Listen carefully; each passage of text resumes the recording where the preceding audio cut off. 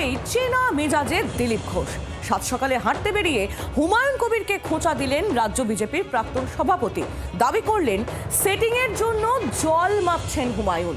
পাল্টা ঘোষবাবুকে মেদিনীপুরের তিক্ত স্মৃতি মনে করিয়ে দিলেন ভরতপুরের বিধায়ক।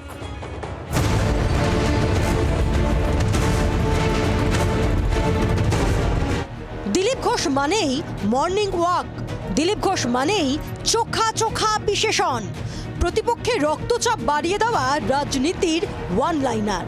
শাহী আশীর্বাদ পাওয়ার পর অল্প সময়ের মধ্যেই দিলীপ ঘোষ জানান দিয়েছেন তিনি ফিরছেন চেনা মেজাজেই। শুক্র সকালে হুমায়ুন কবিরকে নিশানা করে দিলীপের বাক্যবাণে সেই ইঙ্গিত স্পষ্ট। মুর্শিদাবাদে বাবরের নামে নতুন মসজিদের শিলান্যাসের পর থেকেই নতুন করে রাজ্য রাজনীতির শিরোনামে হুমায়ুন কবির। জনতা উন্নয়ন পার্টি নামে নতুন দলও গড়ে ফেলেছেন তৃণমূলের সাসপেন্ডেড বিধায়ক। ভোটের আগে নতুন জোটসঙ্গীর খোঁজেও বেরিয়ে পড়েছেন। এই পরিস্থিতিতে শুক্রবার হুমায়ুনের বিশ্বাসযোগ্যতা নিয়ে প্রশ্ন তুলে দিলেন দিলীপ ঘোষ।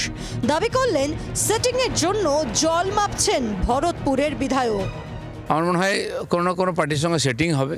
গতবারও তো আইএসএ অনেক বড় বড় সভাও করেছিল। আজ পর্যন্ত নিজের এলাকার বাইরে হুমায়ুন কবির বেরোননি।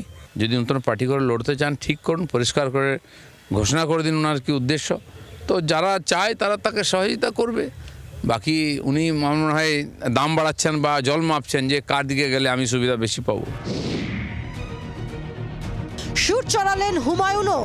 নিজের রাজনৈতিক অভিজ্ঞতার ফিরিস্তি দিয়ে বোঝাতে চাইলেন দিলীপের খোঁচায় তিনি এতটুকুও চিন্তিত নয়। আমাকে নিয়ে এত চিন্তা করার দরকার নাই। আমি নওশাদ না, আমি বাংলার রাজনীতিতে দিলীপ বাবুর থেকে অনেক আগে থেকে রাজনীতিতে আছি। দিলীপ ঘোষ বাচালতা বেশি করে, এই বাচালতার কোনো জবাব হয় না। একই সঙ্গে মেদিনীপুরের তিক্ত স্মৃতিও দিলীপকে মনে করিয়ে দিলেন ভরতপুরের বিধায়ক। তার দলই তাকে ল্যাং মেরেছে। তার এক্সিস্টিং যে সিট মেদিনীপুর লোকসভার, সেটা থেকে কি আমরা সরিয়েছি? খোঁচা পাল্টা খোঁচায় শুক্র সকালে এই সপ্তাহান্তের রাজনীতি জমিয়ে দিলেন দিলীপ ও হুমায়ুন। ব্যুরো রিপোর্ট, জি24 ঘন্টা।